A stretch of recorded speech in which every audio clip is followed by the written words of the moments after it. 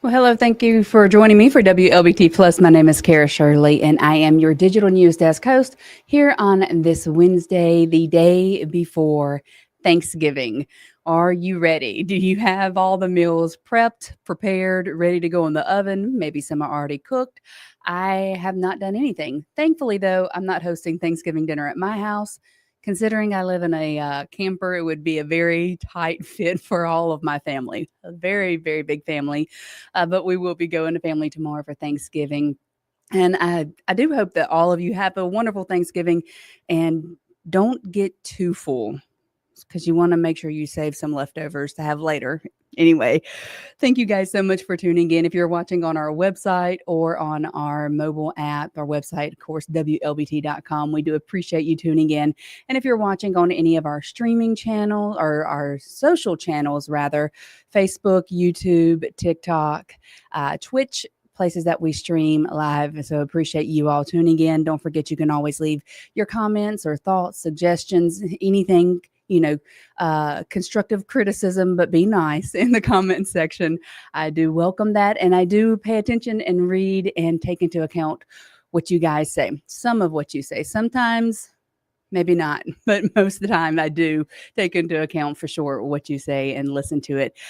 So we had a big day in Jackson yesterday. We're going to give you an update on some of the stories that we brought you yesterday. We do know a murder suspect is now in custody for a murder that happened yesterday. One is still on the loose that they are still looking for, but we'll bring you that in just a moment. First, though, let's take a look at our sky cam over Ridgeland right now, and it is cloudy out there. It's going to be cloudy for the rest of the day. We do have rain that is going to be moving in later on today and into the overnight hours, but it should also bring much cooler temperatures for our Thanksgiving tomorrow. So if you are planning to maybe fry a turkey, the weather should cooperate and the temperature will be perfect for standing over a big thing of oil to fry your turkey. Or if you get too hot with the oven inside, it's a good temperature to get outside and cool off just a little bit.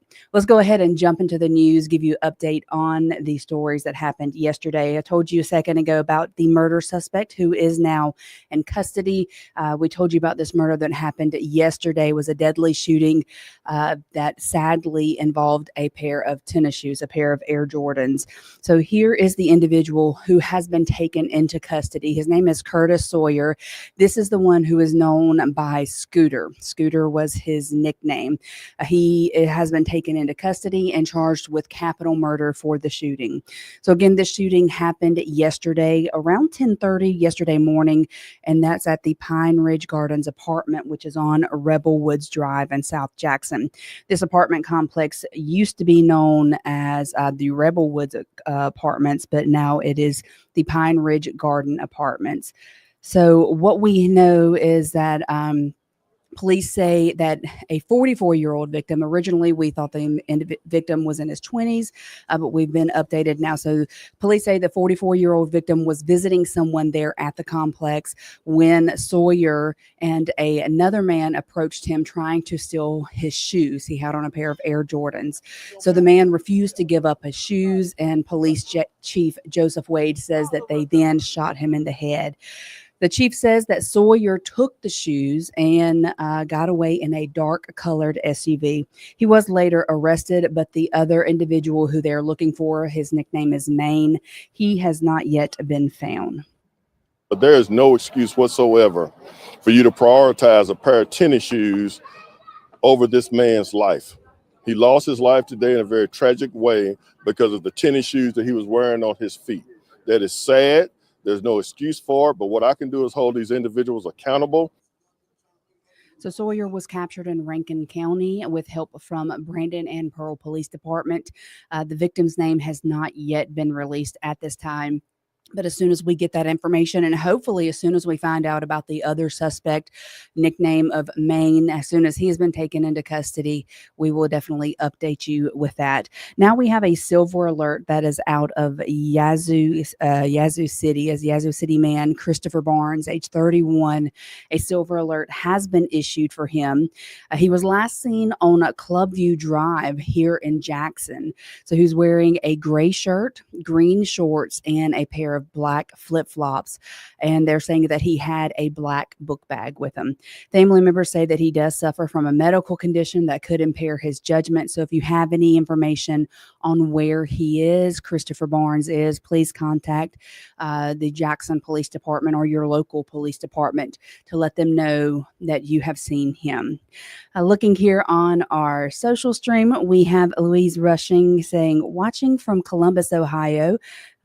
Very far away. Are you in Columbus visiting family, or is that your normal place?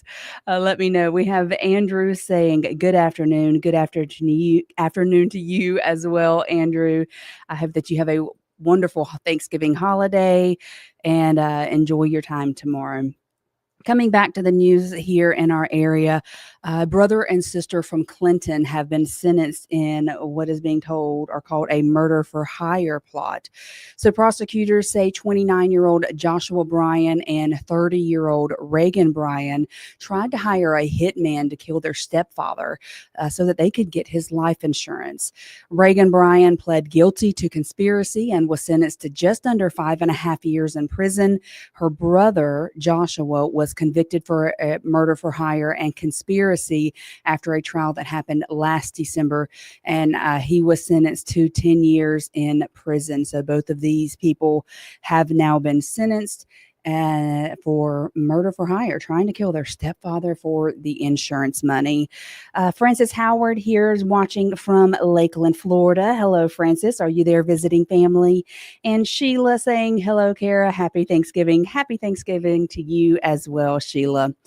Now, we're learning some more information about a abrupt end of a long-time law enforcement officer's career at Jackson State University.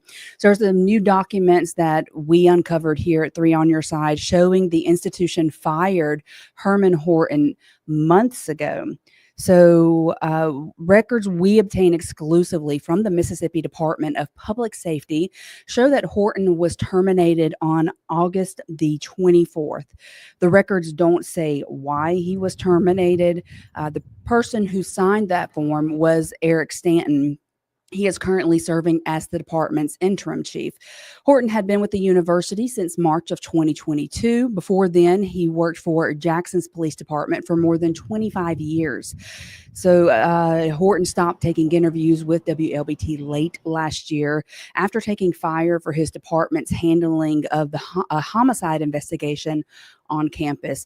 Of course, you're probably all familiar with this. JSU police arrested Joshua Brown and charged him with killing Jalen Burns. And an investigation that we did here at WLBT revealed that Brown was actually 90 miles away from here at the time of the killing, and charges were dropped against him after our reporting. But we have now learned that the police chief for Jackson Police Department has been terminated effective or as of August 24th of this year. We also now have some local reaction to the ruling on the medical marijuana ban, advertising ban rather, here in Mississippi. So those involved in Mississippi's medical marijuana industry, they're saying that the state's restriction on advertising is doing more harm than good for their businesses. It looks like those restrictions are not going to be going anywhere anytime soon. So a 3-judge panel of the Fifth Circuit Court of Appeals says medical marijuana businesses in this state don't have the right to advertise on places like billboards. The ruling states that's because marijuana is still considered illegal under federal law. State regulations do allow for education, but not for advertising.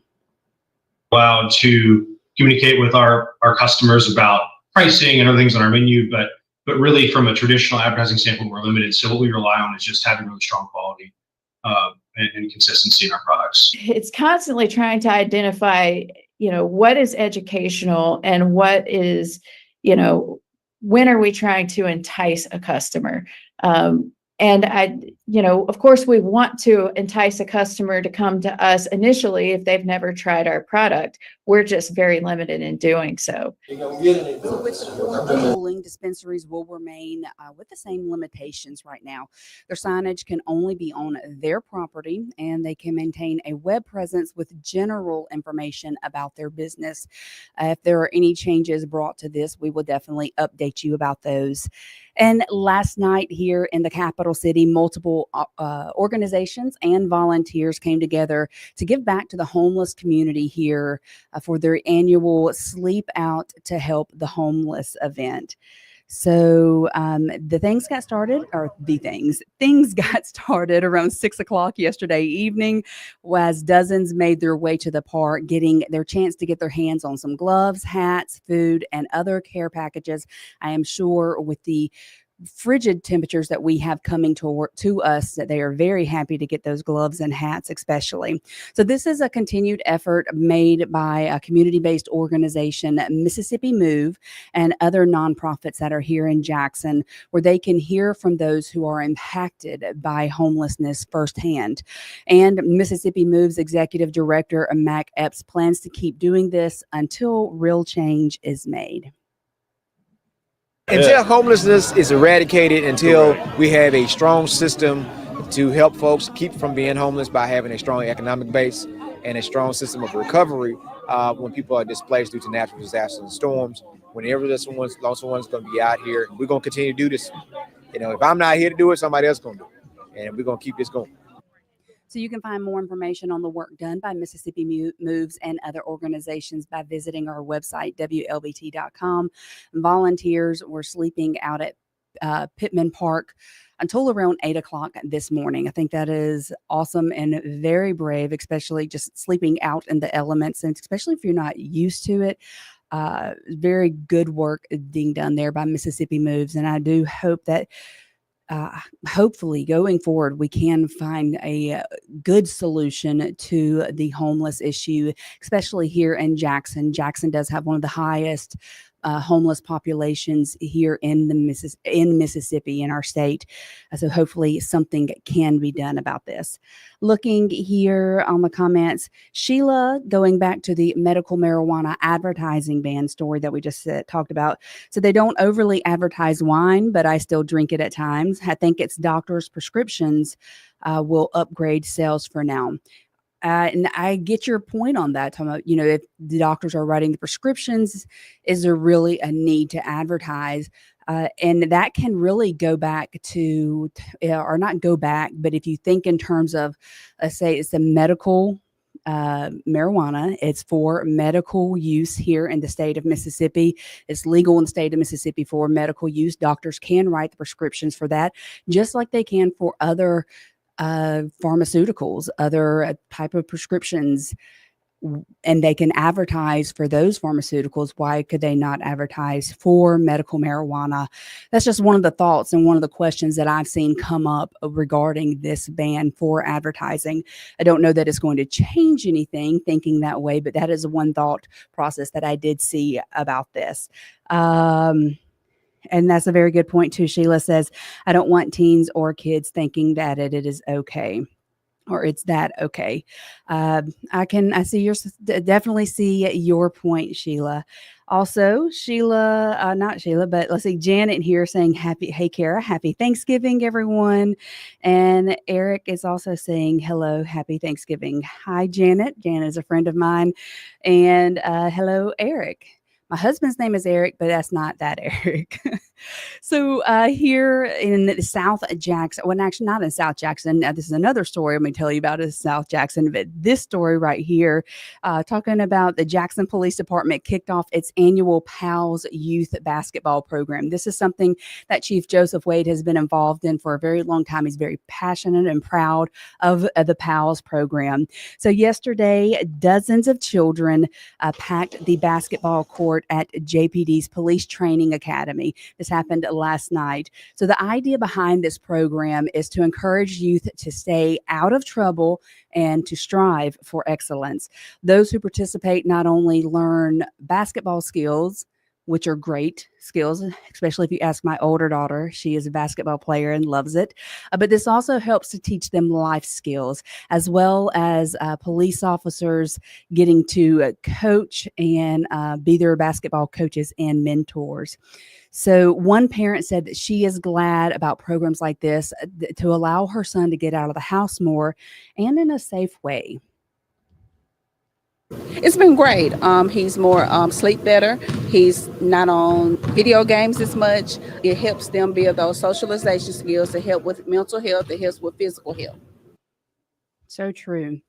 Chief Joseph Wade started the basketball program back in 2006 when I got to interview him earlier this year about his 1-year anniversary as the chief of police, the official chief of police for the Jackson Police Department. He spoke about the PALS program and how very proud of it he was and being able to work with the children here in the Jackson area and to help with this. So since it started back in 2006, nearly 1,000 children of all ages have signed up for the program from across the metro area. I think that is awesome.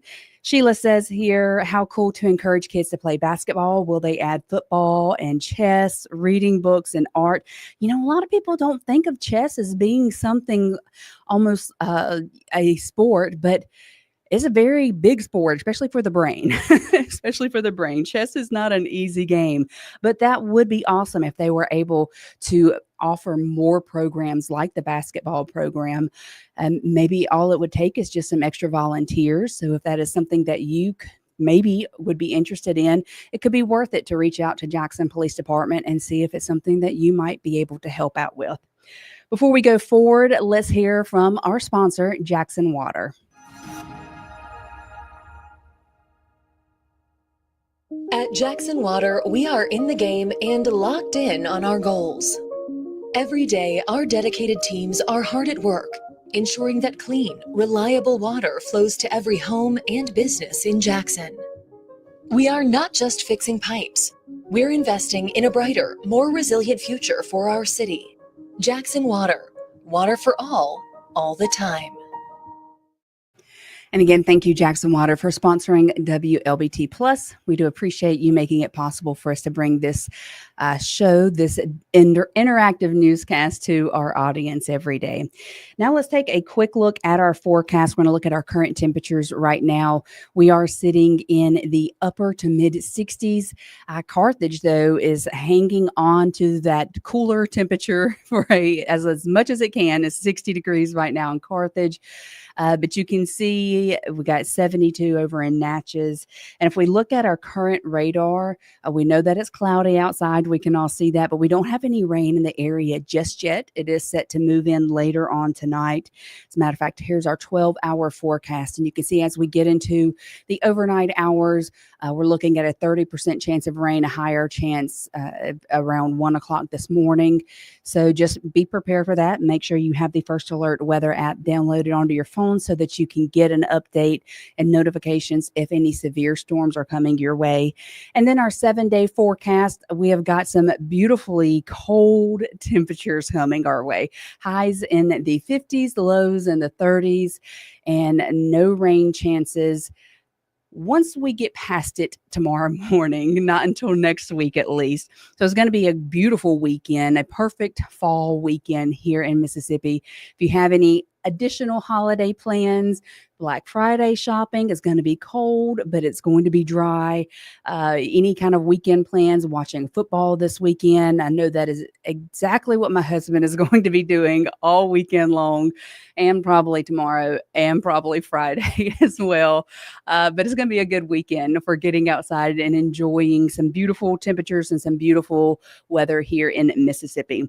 We got some good news coming out of South Jackson, actually, courtesy of the Jackson Police Department and some students from JPD, Jackson Public School District, JPSD. There we go.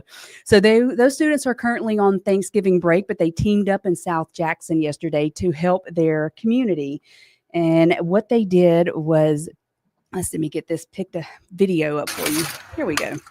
So dozens of students from Bailey Middle School, Northwest Middle School, and Forest Hill High School spent the morning alongside Lakeshore Road to clean up the areas that they travel each day. Jackson police say that this is an effort to continue to fight back against illegal dumping throughout the city and also teaching the students about serving their community. When you're going to other places and you see that those places are clean, you see that they have manicured their areas and their communities, it makes you want it for your city. It makes you want it to make your city look better. I feel like help out as much as you can, even if it's like you're walking past a little piece of trash. It's nice to keep it nice, keep your area clean. The pickup efforts took place again along Lakeshore Drive near Forest Hill High School. I think that's awesome. The kids getting out there, learning how to serve their community. It takes everybody to make a community run successfully and cleanly and all of those things. So I think that's awesome that those kids gave up some of their Thanksgiving fall break to get out there and do that. Now, yesterday we got to see a project that has been described here in Jackson as a tiny house village over in West Jackson. It's designed to help with the city's homelessness problem. So a tiny house. Let's see. Let me get the video pulled up so you can see it here. A tiny home open house. All right. So the unveiling of the on Capers Avenue to give people a closer look at what is to come. Look at how great that is. That is beautiful.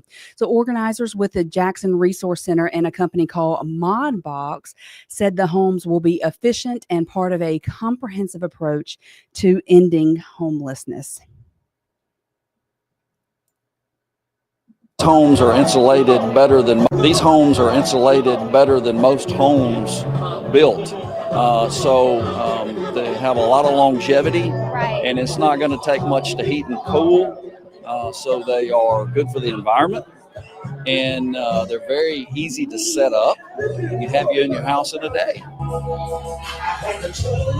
So the model will be open for you to go tour over the next 2 months. And you can schedule your tour through the Jackson Resource Center. And they hope to have the new homes in place and ready for occupancy this coming spring. Those houses, I've seen those so many times on the internet, looking on TikTok, on different social things, and they seem to be really cool. I mean, literally, it's like a house that is shipped to you in the big box, and you unfold it. You put the little finishing touches inside, of course, like the bathroom and things like that. But it's a really neat concept, and I hope that this is something that can definitely help with the homelessness problem here. Now, if you are interested in going to see a traveling exhibit, you can do that at the Children's Hospital. It's called the interactive Rocky's House exhibit from the Mississippi Children's Museum at UMMC. It's now open for young patients. Inside the Little Red House, children will find games, books, and creative outlets, including a stage with costumes and puppet theater. The exhibit will be set up at the state's only children's hospital through January the 10th, and it is designed to encourage young children to read, and as part of the partnership with the museum's Reach Out and Read program.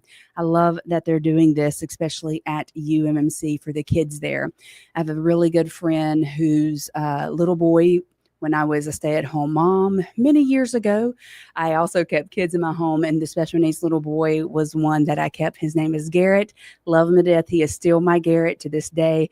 But he spent a majority of his time at UMMC, especially right after he was born. So I love that they're doing this for the kids. They're having this tiny or little red house there for them, because spending all that time there in the hospital, it can be a very hard thing, not only on the parents and the family, but also the children who are the patients there. And some exciting news for one local high school band.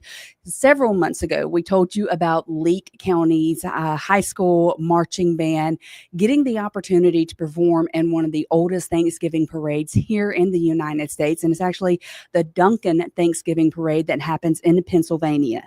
Well, the band was able to raise enough money to go, and they left last night at midnight heading to Pennsylvania to perform in the Duncan Thanksgiving Day Parade.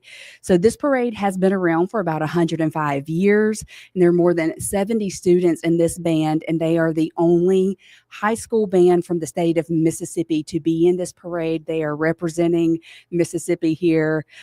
So make sure you are watching tomorrow. Tune in to cheer them on. Post on social media that you saw them, support them, cheer them on. And especially when they come back, tell them how great of a job they did. They are gearing up, definitely gearing up for the event of a lifetime tomorrow, Thanksgiving Day, getting to march in the Duncan Thanksgiving Day Parade in Pennsylvania.